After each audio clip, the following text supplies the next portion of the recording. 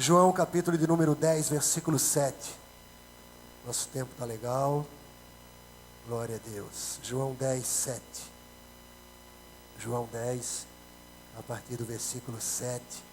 Estaremos meditando por alguns minutos. Uma mensagem que Deus tem colocado no nosso coração. Temos sido abençoados com ela. Espero que você seja abençoado nessa noite. É a minha oração.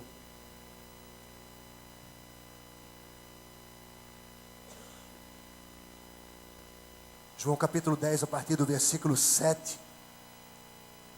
Jesus faz uma declaração maravilhosa.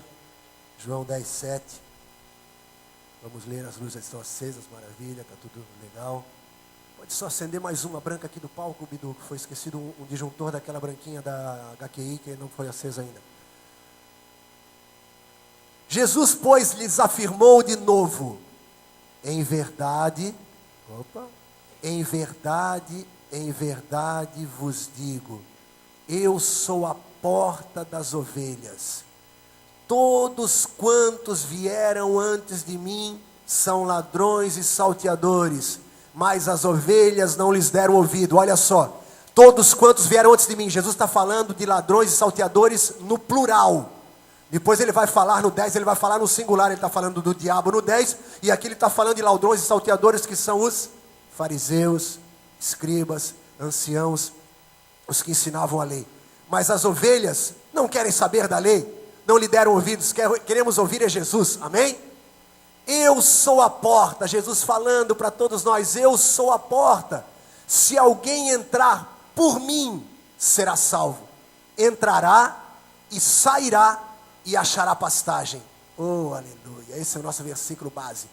O ladrão, agora singular, agora ele passa para o singular. O ladrão, Satanás, o diabo, vem somente para roubar, matar e destruir.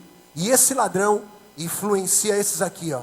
Todos quantos vieram antes de mim são ladrões e salteadores, mas as ovelhas, porque eu estou aqui, o pastor das ovelhas está aqui, elas não dão ouvido a estes, mas dão ouvido à porta, que é Jesus. O ladrão vem somente para roubar, matar e destruir. Eu vim para que tenham vida e a tenham em abundância. Versículo 11, para encerrarmos. Eu sou o bom pastor dá a vida pelas ovelhas. Amém? Aleluia, glória a Deus. Vamos fechar os olhos mais uma vez, queridos, queridas, por favor. Senhor, muito, muito, muito obrigado por esta noite. Muito obrigado pela manifestação preciosa, poderosa, gloriosa da tua presença em nosso meio. Muito obrigado, Jesus, pela visitação, pela unção, Senhor, durante o louvor, pelo sentimento maravilhoso da tua presença em nosso meio. Obrigado por essa visitação gloriosa. Toda honra, louvor e glória a ti, Jesus. Muito obrigado, Senhor. Muito obrigado por esta palavra em línguas com interpretação. Obrigado, Senhor, por aqueles que tiveram as suas pernas, ó Deus, alcançadas pelo teu poder. Estão sendo ministrados, foram curados, estão sendo curados, vão ser curados, sentirão a cura que já receberam em nome de Jesus. Pai, obrigado pelos dízimos e ofertas que o teu povo trouxe com tanto amor, carinho e semeou na tua casa, e que as colheitas se manifestem, Senhor, maravilhosamente na vida de cada um deles. Senhor, muito obrigado pelo departamento infantil, por aqueles professores e professoras que estão cuidando, ministrando as crianças lá embaixo. Muito obrigado por estarmos aqui. Obrigado pelos louvores, pelos levitas. Obrigado pela tua palavra. Continua falando conosco através da tua palavra. Me unge para pregar, unge todo esse povo para ouvir, crer, praticar, guardar. Em nome de Jesus oramos e não cansamos de te aplaudir, Jesus. Muito obrigado, Senhor. Muito obrigado, aleluia, glória a Deus. Glória a Deus. Você pode sentar e me dar alguns minutos da tua atenção. São 9h16, tranquilo, vamos sair daqui antes das 9h30, não se preocupe, tranquilo, glória a Deus. Olha só, vamos lá. Jesus falou: eu sou a porta, amém? Ele falou: eu sou a porta. As cidades naquela época eram cidades, todas elas muradas. Por quê? Você já estudou em história e agora estuda na história bíblica. Por que as cidades eram muradas? Os muros de Jerusalém, as portas de Jerusalém, os muros, as muralhas de Jericó, os portões de Jericó. Então as cidades tinham muralhas ao redor, porque haviam constantes guerras. Então elas, para não serem atacadas durante a noite, ou durante o dia, mas principalmente durante a noite, a partir do final de tarde, os portões eram fechados, a cidade era murada, e os portões fechados para o inimigo não entrar.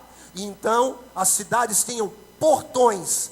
Jesus falou, eu sou a porta, não sou o portão, eu sou a porta. Então, o portão é aquele portão da cidade, porta é a porta da casa. Se você vai para o original, em hebraico, diz o seguinte, em hebraico é assim, em hebraico portão, vamos lá, em hebraico portão, no grego é pula, e no hebraico é sher, e porta é tura no grego e petak no hebraico. Então são duas palavras, duas coisas diferentes, portão da cidade e porta da casa. Jesus falou, eu sou a porta, eu não sou o portão, porque o portão, escute com toda atenção, no portão, Deuteronômio 16:18, na versão revista e corrigida, juízes e oficiais porás em todos os teus portões que o Senhor teu Deus te dá, entre as tuas tribos, para que julguem o povo. Nos portões as pessoas eram julgadas. Em Deuteronômio 21 fala que os jovens que eram beberrões, que eram prostituídos, no portão da cidade eram julgados, condenados e apedrejados pelos anciãos. Então no portão havia julgamento, no portão havia condenação, no portão havia apedrejamento. Por isso que Jesus fez alguns milagres. Quando você estuda os evangelhos, você vai ligando, você vai linkando tudo. É muito maravilhoso, é muito power, brother. Jesus parava no portão da cidade e ressuscitou o filho da viúva de Naim. Amém? Jesus parou no portão da cidade e curou uma multidão de enfermos. No portão da cidade, onde os judeus praticavam o julgamento, a condenação e muitas vezes o apedrejamento, a sentença de morte, Jesus ressuscitava e curava. Esse é o nosso Jesus, amém? Como Deus ungiu a Jesus Cristo de Nazaré com o Espírito Santo e poder, o qual andou em toda parte, fazendo bem e curando a todos os oprimidos do diabo, porque Deus era com ele. O nosso Jesus só faz o bem.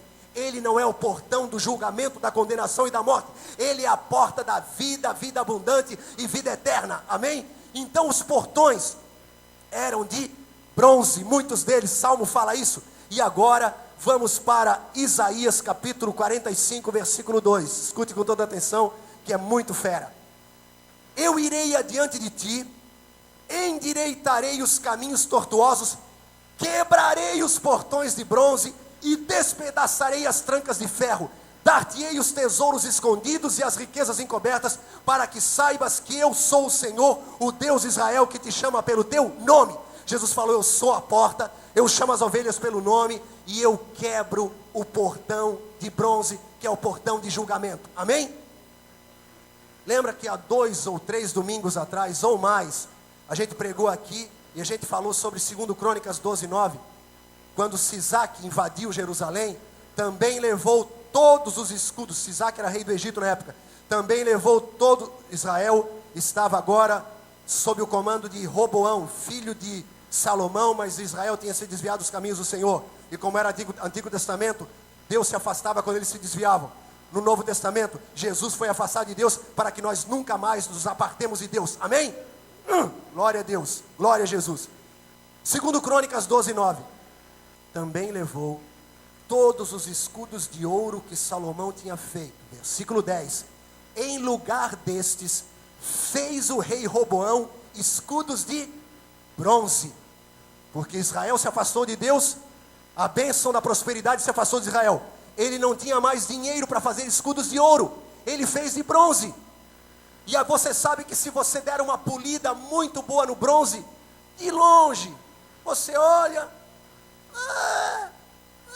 pode ser, de longe, o ouro é bem amarelo, o bronze é amarelo mais avermelhado, é um amarelo mais queimado, puxando mais para o laranjado, né, o bronze, mas bem polido no sol, e você olhar assim, e eles vinham, detalhe, eles vinham, você continua lendo o texto, você quando estudar em casa, 2 Crônicas e também em Reis fala isso, eles vinham, quando Roboão entrava no templo, eles vinham e apresentavam os escudos. Roboão se retirava, eles escondiam os escudos, escondiam por quê?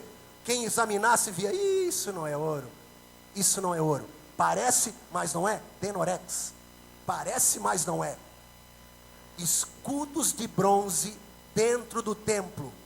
Jesus quebrou os portões de bronze, porque bronze e portão significa julgamento. Jesus agora pega e nos dá o escudo da fé, e Ele tira de dentro da casa do Senhor. O ministério da condenação está saindo aos poucos de dentro da igreja do Senhor Jesus Cristo, amém? As pessoas estão recebendo a palavra de Deus, a palavra da verdade, e os escudos de bronze estão saindo, a condenação está saindo dos púlpitos e dos altares, as pessoas estão parando de ouvir sobre a árvore do entendimento do bem e do mal. Nós estamos trocando o púlpito do Monte Sinai para o Monte Sião, da árvore do entendimento do bem e do mal para a árvore da vida, e agora nós apresentamos para você os escudos de ouro, ouro, realeza de Deus, a majestade, o poder, a glória de Deus, que a sua vontade está voltando para a igreja. Glória a Jesus, amém? Glória a Deus, glória a Deus, glória a Deus, glória a Deus. A terra está sendo inundada, a terra está sendo inundada pelo mover do evangelho da graça, está tomando conta das nações, amém? Na Austrália, Singapura, Estados Unidos, Inglaterra, em todos os lugares, grandes pregadores que pregavam mistura, Antigo e Novo Testamento, misturavam linho e lã, misturavam vinho novo com vinho velho, disseram: chega, não aguentamos mais, não aguentamos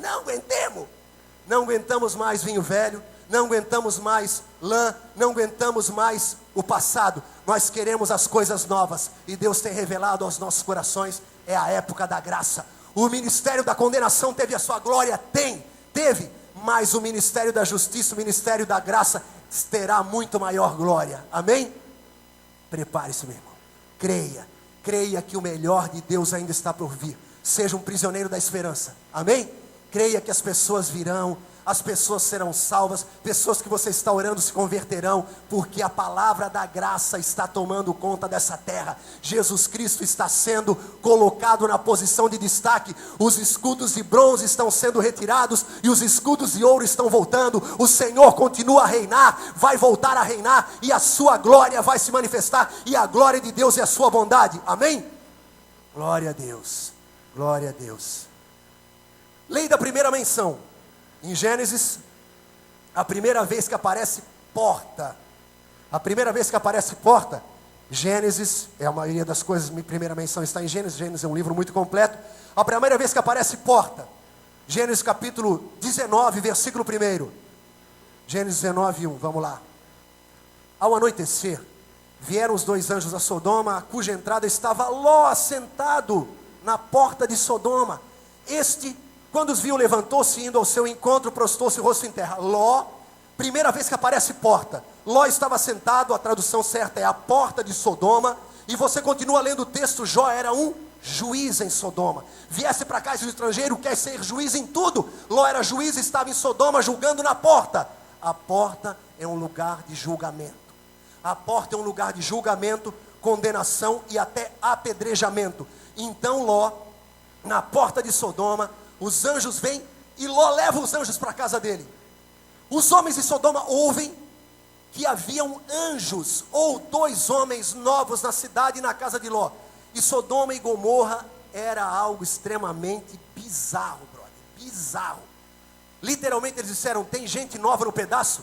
Nós queremos conhecer esses dois novos.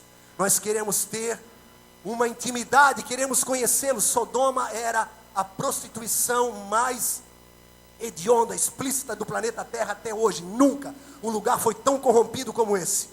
Então, a Bíblia fala que Ló fala: não, vocês não vão tocar nesses meus dois convidados. Eles vieram a mim, eu estou recebendo-os na minha casa, eles estão ministrando a minha vida. Não, nós queremos entrar. E quando eles tentam pegar Ló, para puxar Ló e ir em direção à porta, um anjo sai, creio que faz alguma coisa, né?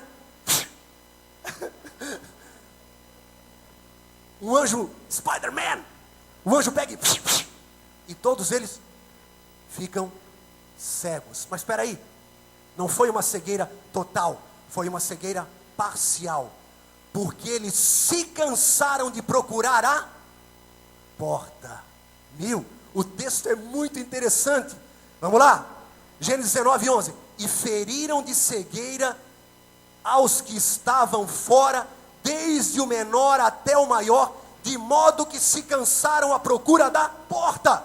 Eles viam tudo, viam a janela, viam a parede, viam o jardim, viram os anõezinhos no jardim, viram o sapinho no jardim, que ele tinha aquelas casas, né, legais. Eles olhavam tudo, mas a porta eles não conseguiam enxergar. Os judeus, quando Jesus veio a essa terra, eles não conseguiram enxergar Jesus. Veio para os seus, mas os seus não o receberam.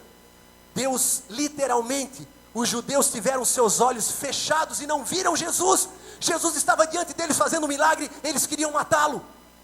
Essa mesma malignidade caiu sobre os habitantes de Sodoma e eles não acertaram a porta.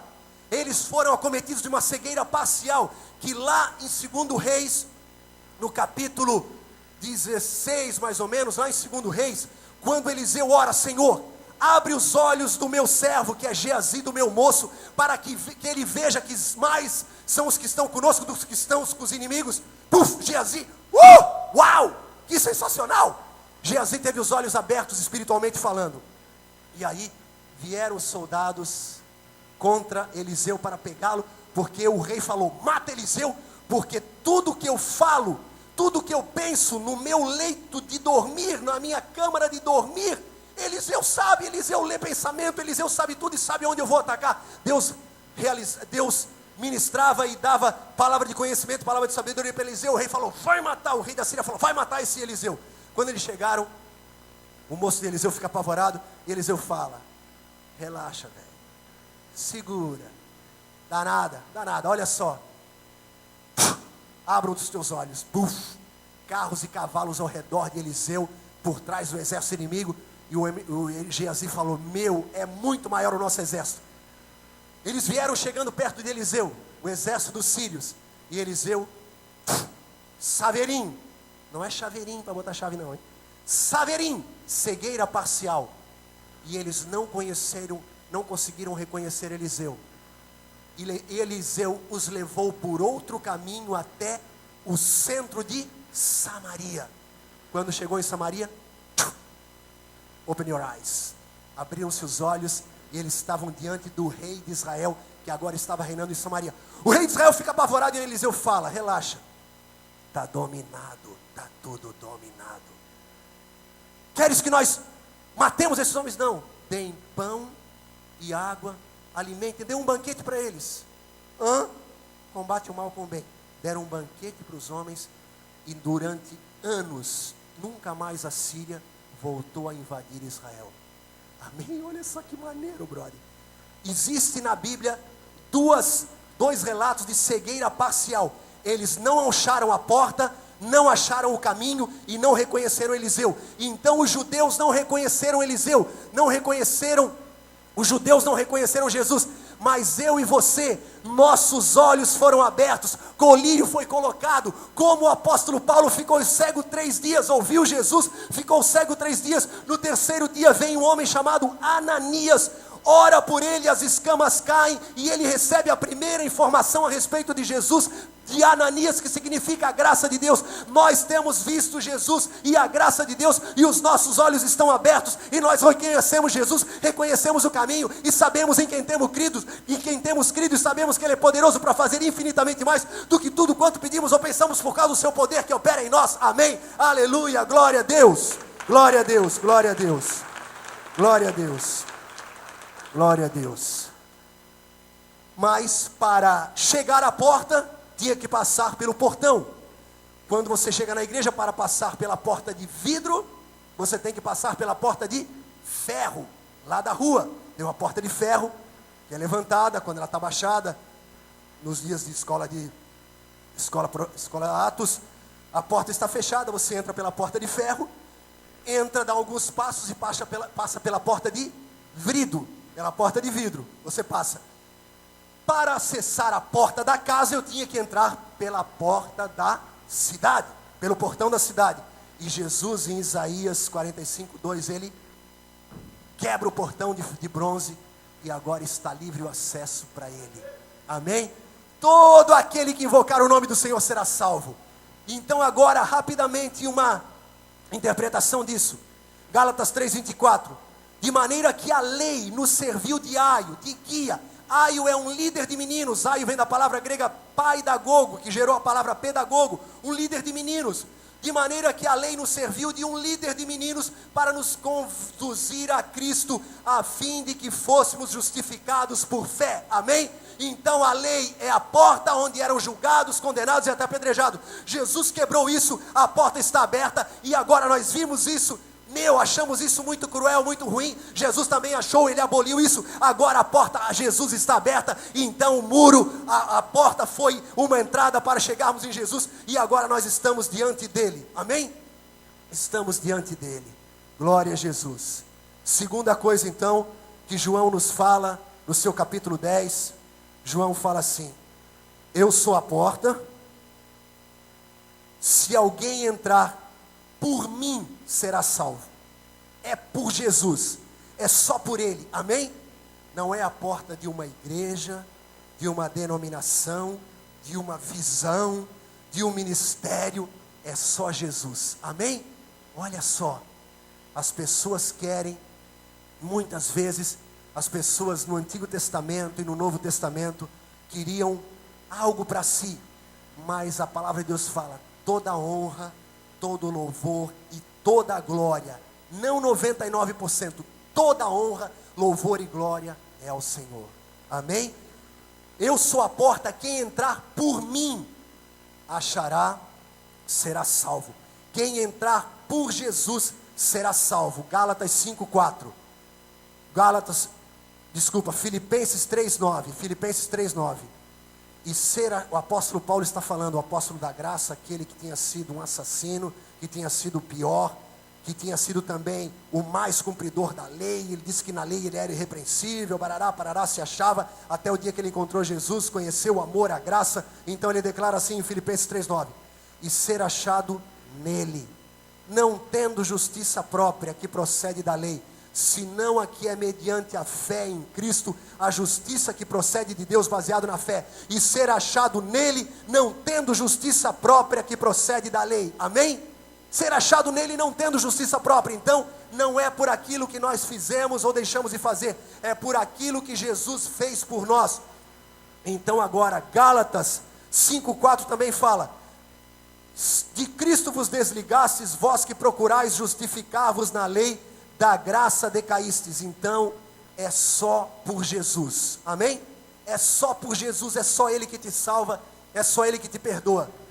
E agora, eu quero ler para você uma passagem linda, linda, linda, que se encontra em João, capítulo 16, a partir do versículo 20, olha só, curte essa passagem, João 16, a partir do versículo 17, João 17, 20, Jesus falando para os seus discípulos, que ainda estavam no número de 12, e fala assim, a favor deles eu me santifico, ou melhor, não rogo somente por estes, mas também por aqueles que vierem a crer em mim, por intermédio de sua palavra.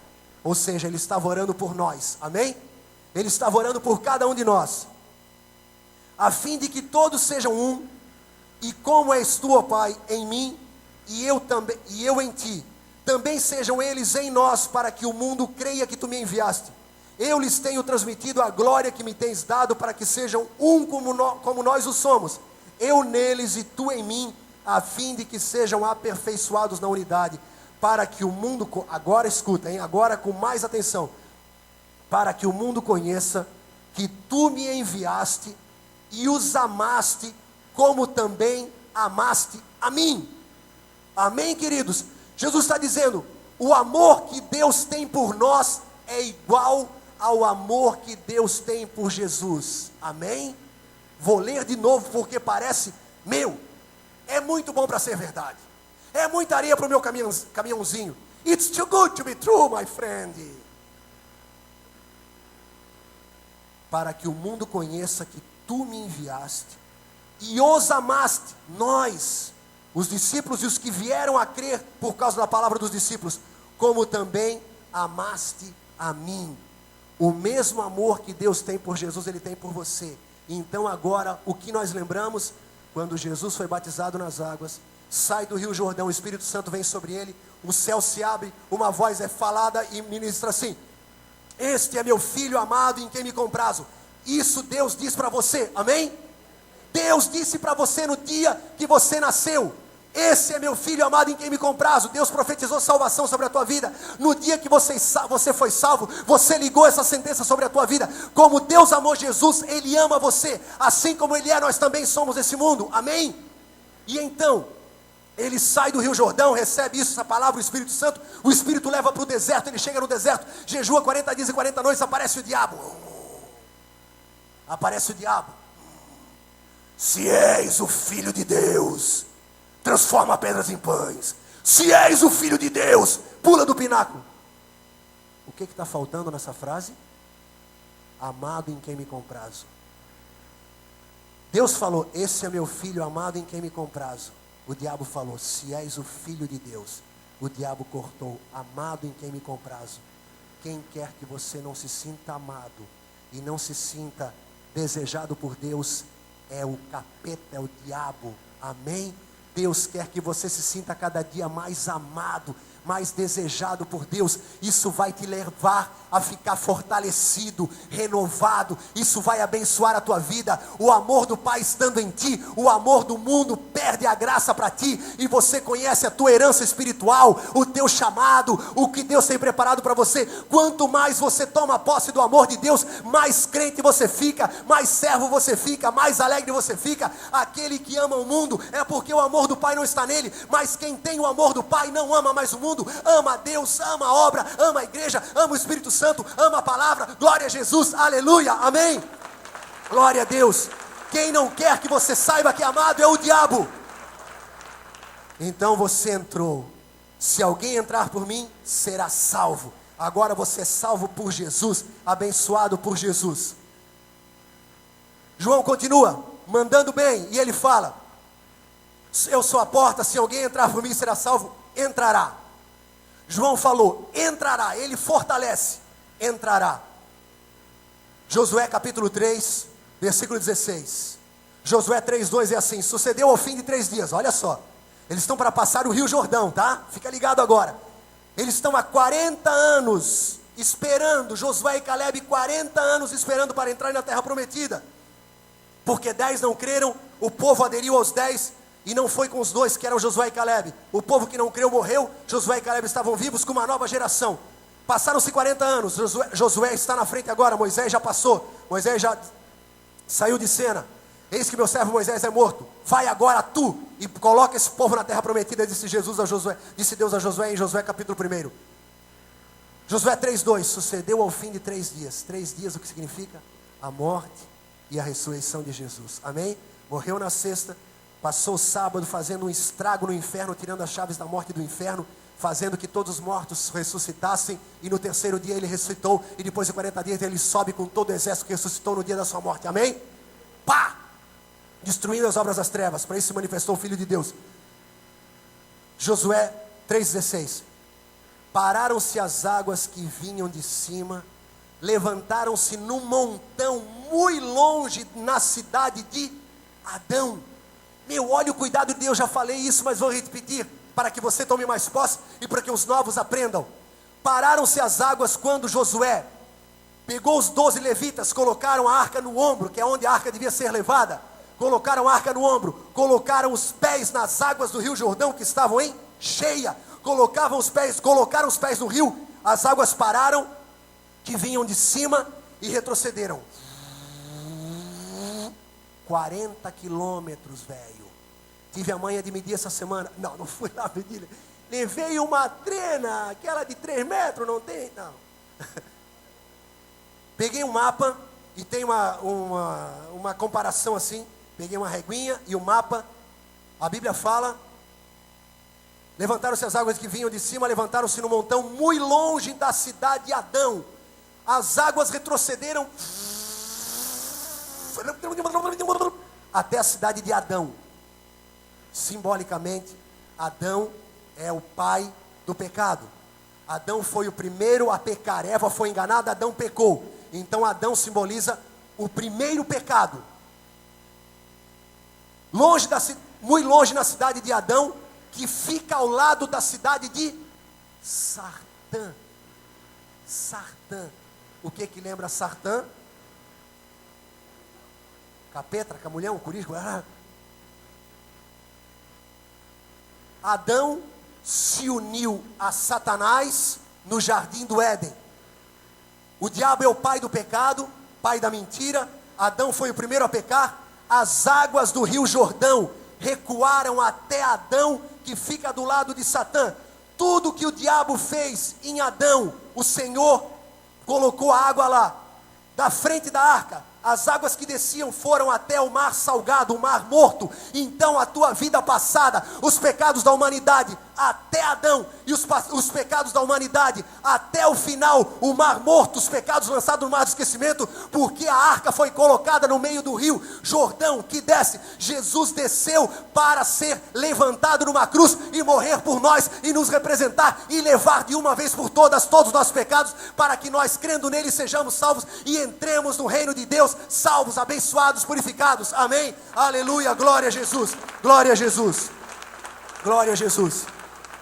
Aquele que nascer de novo verá e entrará no reino de Deus, que não é comida nem bebida, mas justiça. Jesus fez justiça e nós somos justiça de Deus em Jesus. Ele é a nossa justiça, amém? O reino de Deus não é comida nem bebida, não é a lei, não é o comer e beber, mas é justiça. Procurai o reino de Deus e a sua justiça. Aprenda que Jesus te justificou, Jesus te representa diante de Deus, Jesus é o teu representante legal diante de Deus. Quando Deus olha para você, Ele vê Jesus. Quando Jesus é amado, você é amado como Jesus foi amado, amém?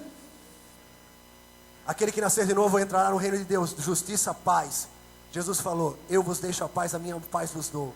Então, meu irmão, nós somos só um recipiente, nós somos um vaso escolhido. A justiça é dele e ele nos enche de justiça. A paz é dele, ele nos enche com a sua paz. A alegria é dele, ele nos enche com a sua alegria, pois ele foi ungido com óleo da alegria mais do que os seus companheiros. 1 Coríntios 10, 20. O reino de Deus não consiste em palavra, mas em poder. E Ele nos enche com o seu poder, derramando sobre nós o Espírito Santo. E nós entramos num reino de poder, de justiça, paz e alegria. Mas Ele também falou, Apocalipse: eis que estou à porta e bato. Aquele que abrir a porta, entrarei em sua casa, cearei com ele e ele comigo. Jesus leva a sua comida, justiça, paz, alegria, poder e amor. E Ele pega a nossa comida ruim, estragada, e Ele fala: me dá tudo que é teu, que eu vou te dar tudo que é meu. A aliança, na aliança eles trocavam o sangue, trocavam as roupas e trocavam as armas. Jesus pegou a nossa comida estragada e deu a sua comida celestial. Louvado seja o Senhor. E aquele que come da minha carne e bebe do meu sangue tem parte comigo. Aleluia, glória a Deus, glória a Deus, glória a Deus, glória a Deus, glória a Deus. Entrará e sairá. Sairá. João fala agora: entrará. Já vimos, sairá. Sairá. Ele nos arrancou do império das trevas e nos transportou para o reino do Filho do seu amor. Fomos arrancados do império das trevas, amém? E olha só que bacana o que eu vou falar agora. Quando você estava no império das trevas, você era do diabo.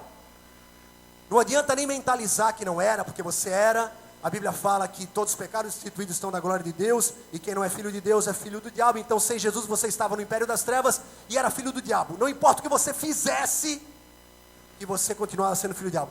Se você num dia lá se enchesse de compaixão, olhasse uma pessoa pobre e desse uma esmola gorda, isso ia te fazer deixar de ser um pecador?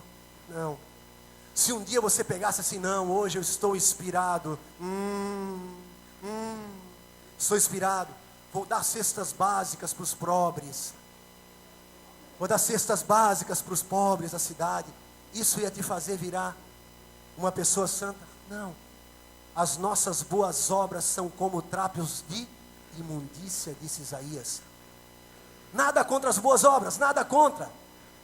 Mas as boas obras que as pessoas fazem para tentar comprar algo diante de Deus, o Senhor fala: são trapos de imundícia as tuas boas obras. Quando feitas em Deus, lá no reino que a gente vai entrar, aí é outra história. Mas antigamente a gente dava esmola, a gente ajudava um ceguinho a atravessar a rua, ajudava, empurrava uma cadeira de roda, fazia umas coisas boas e continuávamos sendo pecadores. Continuávamos sendo filhos do diabo. O Senhor nos transportou do império das trevas por aquilo que nós fizemos? Não, só fizemos coisa errada. O apóstolo Paulo só tinha prejudicado a obra de Deus. Jesus aparece para ele e ele é salvo. 3 dias depois ele é batizado com o Espírito Santo e nas águas. O que ele fez? Nada. O Senhor fez tudo. E agora, dentro do reino de Deus, eu agora pratico a justiça, porque o meu novo coração, novo espírito, mente renovada, as coisas velhas se passaram, tudo se fez novo. Ser santo agora é maior barato, fugir do pecado é maior barato. Mas se porventura eu der um mole e pisar na bola e falar o que não devo, olhar para onde não devo, fazer o que não devo, por eu estar dentro do reino, a justiça tem que ser feita. Se eu era pecador e fazia algo bom, eu deixava de ser pecador? Não. Agora que eu sou um servo de Deus, um santo de Deus, lavado pelo sangue de Jesus, mesmo que eu faça uma coisa errada, eu não deixo de ser filho. Amém? Olha só a justiça, Deus é justo. O pecador pode fazer coisa certa, mas não vai adiantar, trapo de imundícia. Mas mesmo um filho meu, que normalmente só faz coisa boa, quando ele fizer uma coisa mal, ele não perde a posição de filho. Amém? Aplauda o Senhor por isso, meu irmão. Glória a Jesus pela sua salvação. Então nós saímos do império das trevas, saímos da condenação, saímos do jugo e da maldição da lei. O Senhor nos tirou do jugo e da maldição da lei. Temos batido nessa tecla muito. Romanos 6,6. Agora, sabendo isto, terceira coisa que o Senhor nos tira: sairá do império das trevas, do jugo e da maldição da lei, das obras próprias, da justiça própria. Terceira coisa, do quarto ponto, 4,3. Romanos 6,6. Sabendo isto, que foi crucificado com Jesus o nosso velho homem, para que o corpo do pecado seja destruído, e não servamos o pecado como escravos. Agora o Senhor faz-nos sairá do corpo do pecado. Sairá do quê? Vamos lá, vamos entender isso bem legal. Quando João Batista viu Jesus, ele olhou e falou assim: ó, eis o Cordeiro de Deus que tira o pecado do mundo. Amém? Quando Jesus foi pendurado naquela cruz e ele morreu, ele levou os nossos pecados. A Bíblia fala que os nossos pecados estavam sobre ele. O castigo que nos traz a paz estava sobre ele. Ele morreu pelas nossas iniquidades. Ele tirou o nosso pecado, morrendo na cruz por nós. Amém? Isso a gente sabe muito bem. Agradece, glorifica, canta, exalta o Senhor, porque Ele é o Cordeiro de Deus que tirou o pecado da nossa vida, passados, presentes e até o futuro, porque a água foi de Adão até o mar do esquecimento, tirou tudo, e agora estamos lavados com o sangue. O Senhor nos vê debaixo do sangue de Jesus toda a nossa vida. Mas lá em João, no mesmo Evangelho de João, capítulo de número 3, fala o seguinte: e do modo por que Moisés levantou a serpente no deserto, assim importa que o Filho do Homem seja levantado, e para todo o que nele crê, tenha vida eterna. Porque Deus amou o mundo de tal maneira que deu seu Filho unigênito, para que todo aquele que nele crê não pereça, mas tenha vida eterna. Do modo, Novo Testamento, João fala, do modo que Deus levantou a serpente no deserto, importa que o Filho do Homem seja levantado. Números capítulo 21, você e eu que estudamos a Bíblia, vamos lá. Números 21, começo do capítulo. O povo, mais uma vez, murmurando, mas a lei já veio e agora o tom mudou, a pegada mudou. O povo não queria mais misericórdia, queria justiça. Então tá bom, vocês não querem mais a graça, querem a lei, então tá. E o povo reclamou que não tinha água, e que quando precisava água tinha que ir até a rocha e bater, mas não tinha água disponível a toda hora. E o pão que eles estavam comendo não era o pão que eles comiam no Egito, não era aquele pãozinho, né, do Egito, era o maná, e eles chamaram o maná de pão vil. E Deus ficou indignado, porque água, Jesus é a água da vida, pão, Jesus é o pão da vida. Eles falaram mal do Filho 2 vezes, então Deus falou, tá bom. Então, as serpentes que andavam perto, e que quando a glória de Deus estava com eles, elas não chegavam perto, o muro que estava ao redor dele foi quebrado. Abrirás uma brecha no muro e a serpente te picará. Provérbio de Salomão. De repente as serpentes vieram e começaram a picar o povo. Você encontra isso em Gênesis, em Números 21, começaram a picar. E o povo falou: Moisés, nós pecamos falando mal da água, pecamos falando mal do pão, por favor tem misericórdia de nós, intercede por nós, porque eles não queriam mais falar com Deus pessoalmente. Lá no livro, no dia da lei, no Sinai, ele falou, que Deus fale contigo e tu fales conosco, não queremos mais falar pessoalmente com ele. Maior erro deles.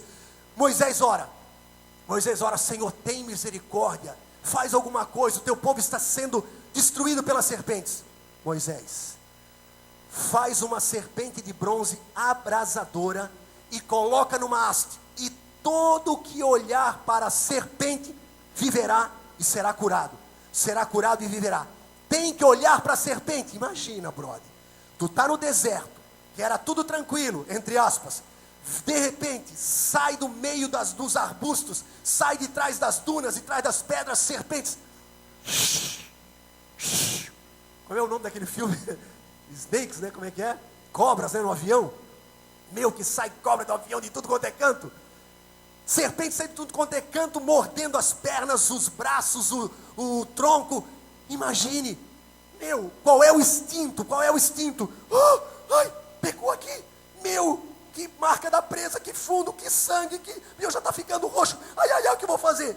Todos que ficavam olhando para o ferimento da serpente e não olhava para a serpente de bronze morria.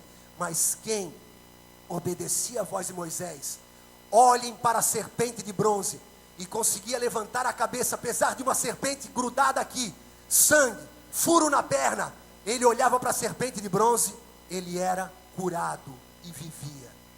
Meu irmão, a Bíblia fala que Satanás, na primeira aparição dele no jardim do Éden, ele se transformou, ele se incorporou numa serpente. E como Adão era igual a Deus, quando ele pecou, ele ficou igual ao diabo. Por isso que Jesus falou: vocês são víboras, serpentes, vocês são como o diabo, filhos dele. Então Jesus nos fala que a serpente é a aparência do ser humano caído que foi atrás de Satanás. Então Jesus, colocado ali, por que Deus não falou: Moisés, faz um cordeiro de ouro, faz um cordeiro de bronze, e levanta o cordeiro de bronze para que todos olhando para o cordeiro? Não, o cordeiro tira o pecado do mundo. A serpente de bronze é a minha velha criatura.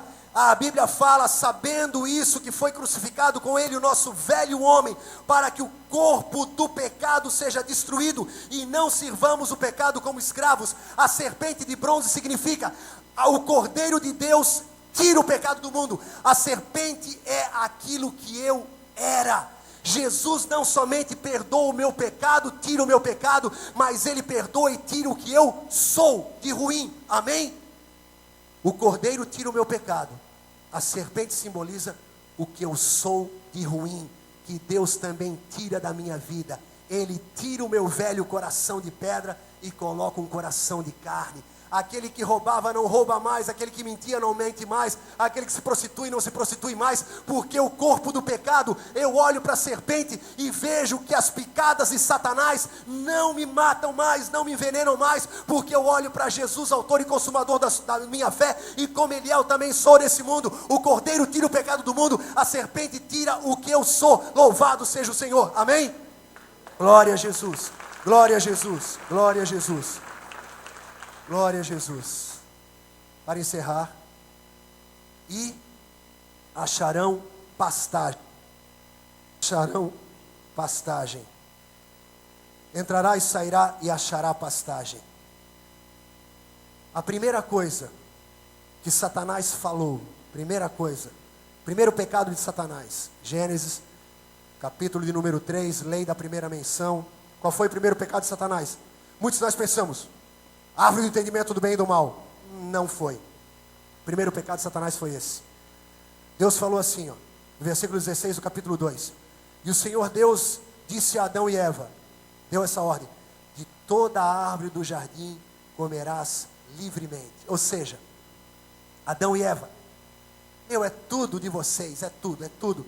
Todos esses frutos, essas verduras, tudo que tem no jardim, comam livremente dessa abundância, dessa coisa impressionante, maravilhosa, frutos lindos, coisas maravilhosas do jardim. De toda a árvore do jardim comerás livremente. Olha só, Satanás, é a primeira vez que ele vai falar agora na Bíblia, a primeira vez que ele fala, Gênesis capítulo 3, versículo 1. Mas a serpente, mais sagaz que todos os animais selváticos que o Senhor Deus tinha feito, disse à mulher: é assim que Deus disse, não comereis de toda a árvore do jardim. Olha a distorção. É assim que Deus disse: não comereis de toda árvore do jardim. Acabamos de ler que Deus falou: de toda árvore do jardim comerás livremente. Ou seja, abundância. Deus tem abundância para você, amém? Deus é poderoso para fazer infinitamente mais do que tudo quanto pedimos ou pensamos, por causa do seu poder que opera em nós. Quando Deus dá, Ele dá com abundância, amém, queridos? Deus não é um Deus regulão, não é um Deus pão duro, usura. Deus dá com abundância. O nosso Deus é o Deus da abundância, amém? Olha o calor do sol. Se o sol chegasse alguns quilômetros mais perto da terra, nós estaríamos fritos. Olha a água do mar, olha os peixes do mar, olha o que Deus fez, olha a abundância que Deus tem nessa terra para nós, amém? Tudo do Senhor é abundante. Olha o número de planetas que tem, olha o número de estrelas, olha o tamanho do universo que os maiores pesquisadores, os melhores telescópios não conseguem enxergar o fim do universo de tão grande que Ele é. Esse é o nosso Deus, a abundância é com Ele, amém? A taliba ou exagerado, aleluia, glória a Deus. Ele é o cara, brother, é muita abundância, então a tua vida, a nossa vida, o que nós temos e precisamos, Deus tem abundância para nos dar, amém? E achará pastagem, glória a Deus. Vamos lá, João capítulo 6, versículo 35, Jesus falou assim, João 6, 35, declarou-lhes, pois, Jesus: eu sou o pão da vida, o que vem a mim jamais terá fome, e o que crê em mim jamais terá sede. Queridos, quando Jesus pregou para 5.000 homens, fora mulheres e crianças, calcula-se no mínimo 15.000 pessoas. Era final de tarde, estava escurecendo. Os discípulos disseram: o que nós vamos fazer? Jesus falou: vamos alimentá-los. E ele falou: o que vocês têm? 5 pães e 2 peixes. João fala que eram pães de cevada. Lei da primeira menção, a primeira vez que aparece cevada na Bíblia, 7ª praga, livro de Êxodo. A chuva de pedras feriu, destruiu a plantação e a colheita de cevada. A lei acabou com a cevada. Jesus veio, pegou 5 pães de cevada, alimentou uma multidão de 15.000 pessoas, e ainda sobraram que se fartaram, e sobraram 12 cestos cheios, amém? Esse é o nosso Jesus. Tudo que a lei estragou, Jesus veio consertar com brilhantismo. Quando eles trouxeram algumas crianças para Jesus tocar nelas, porque as pessoas que tocavam em Jesus eram curadas. Nessa altura do campeonato, ele estava passando por lugares e as pessoas eram curadas só tocando nele. Não só a mulher do fluxo de 12 anos, mas muitas outras pessoas. Na palavra de Deus fala que muitos tocavam em Jesus e eram curados. Então os pais trouxeram filhos de colo, pequeninhos, adolescentes, pré-adolescentes, para que Jesus tocasse neles. Os discípulos estavam preocupados que Jesus estava tendo outras visitas, que eram enfermos, endemoniados, e eles viram um grande número de crianças. Os pais disseram: não, criança depois, agora o mestre está ocupado com adultos, pessoas problemáticas, muitos problemas. As crianças aparentemente não têm nenhum problema, então segura, dá licença, volta outra hora. Jesus observou que eles estavam censurando as crianças, e ele ficou indignado. 2 vezes Jesus ficou indignado: quando as pessoas não tiveram amor por aquele homem da mão mirrada na sinagoga. Jesus fica indignado quando há falta de graça, falta de amor. E agora Jesus vai ficar indignado novamente. São as 2 vezes que está escrito que Jesus ficou indignado, ficou irado. E Jesus indignado falou: deixai vir as minhas criancinhas, pois delas é o reino dos céus. E eles trouxeram as crianças para que ele as tocasse, e ele as abraçou, amém? Ele faz mais do que você pede ou pensa. Rodrigão, presta atenção, velho. Imagina um filme, primeira cena, essa cena que eu acabei de narrar, as criancinhas vindo e Jesus abraçando, e aí foca em 7 rostinhos de criança que são abraçadas. E depois a segunda cena, 15 anos depois, essas crianças, como jovens, como homens, como mulheres, levando uma vida abençoada, porque receberam o abraço de Jesus. E aqueles que porventura se desviaram, voltaram, porque aquele abraço marcou-as para sempre. E fazer uma série sobre a vida de cada uma delas, amém? Glória a Deus. Para pensar na cama e você orar, para que um dia Deus toque alguém para fazer esse filme. Para encerrar então, 9:2, acredite se quiser. Deus está fazendo mais milagre ainda. Gênesis 49, 19. Gênesis 49, 19. Jesus falou: eu sou a porta, e quem entra por mim acha salvação, entrará e sairá e achará pastagem, alimento, abundância. Gênesis 49, 43, digo 19. E se chegaram ao mordomo da casa de José e lhe falaram à porta. Vamos encerrar com isso. Quando José recebeu os irmãos sem Benjamim, ele vendeu para eles cereal, mas mandou colocar os sacos de dinheiro novamente nos sacos de cereal. Eles foram embora e no meio do caminho precisavam alimentar os animais, abriram o saco para tirar o cereal para a ração de animal, e o dinheiro estava ali. Ai, o que vai acontecer? Não, vamos embora, já estamos na metade do caminho, vamos até a casa do pai, a gente depois traz o dinheiro de novo. Chegaram lá e falaram: pai, nós temos que voltar quando acabar o mantimento, mas temos que levar Benjamim. Jacó fica indignado e não quer liberar Benjamim, mas aí a fome aperta, e quando a fome apertou, Jacó liberou Benjamim, e agora voltam os irmãos com Benjamim, porque Simeão tinha ficado de refém para que Benjamim voltasse, pois José era irmão de todos, mas era somente José e Benjamim que eram filhos de Jacó com Raquel. Você conhece a história? Se não conhece, conheça. Então eles voltam e José fala: mordomo, recebe esses judeus, esses hebreus, aonde? E se chegaram ao mordomo da casa de José e lhe falaram à porta. O Espírito Santo é esse mordomo. O Espírito Santo vai te fazer estar sempre perto da porta, que é Jesus. E a Bíblia fala que então eles trouxeram animais e mataram, trouxeram muita comida e fizeram um banquete para José, Benjamim e os seus irmãos. Meu irmão, Deus tem abundância para você.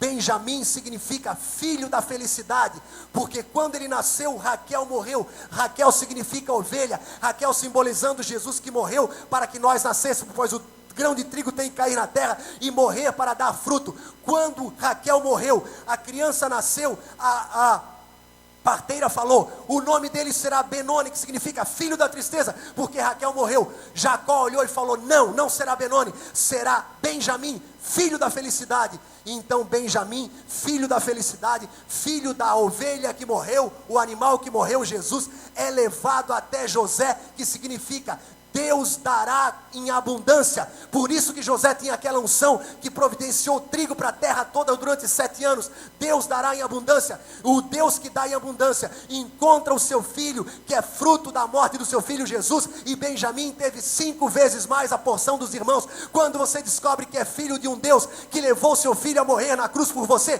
para provar o amor dele por você, e que você merece a abundância dele por aquilo que Jesus fez por você, e como ele ama Jesus, ele o ama, você receberá 5 vezes mais. Amém? Glória a Jesus, aleluia, glória a Deus.